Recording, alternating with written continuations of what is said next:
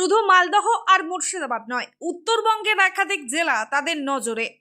বুঝিয়ে দিচ্ছে Asad Uddin ওয়েইসির all India মজলিস ইত্তেহাদুল মুসলিমিন।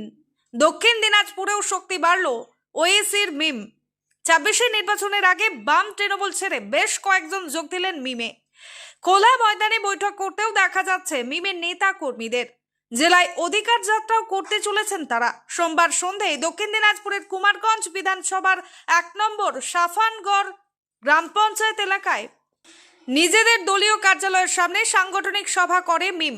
কুমারগঞ্জ বিধানসভার জনসাধারণের একাধিক দাবি নিয়ে খুব শীঘ্রই অধিকার যাত্রা শুরু করা হবে বলে ওই সভা থেকে জানানো হয়। পরেই যোগদান অনুষ্ঠিত হয়, যেখানে সিপিএম ও তৃণমূল ছেড়ে বেশ কয়েকজন মিমে যোগদান করেন। এদিনের অনুষ্ঠানে উপস্থিত ছিলেন মিমের জেলা সহসভাপতি মোহাম্মদ জালাল সরকার, ব্লক সভাপতি মাহবুব মিয়া সহ মিমের একাধিক নেতা। মিমের জেলা সভাপতি উম্মেদ আলী খান বলেন, সিপিএম ও তৃণমূল ছেড়ে প্রায় 50 জন আমাদের দলে যোগ দিয়েছেন। প্রধানত হায়দ্রাবাদের দল হলেও এখন বিভিন্ন রাজ্যে শক্তি বিস্তারের লক্ষ্য নিয়েছে মিম। সদ্য সমাপ্ত বিহার নির্বাচনে তারা 5টি আসন জিতেছে। এখন ওয়েইসির লক্ষ্য বাংলায় দলের সংগঠনকে মজবুত করা।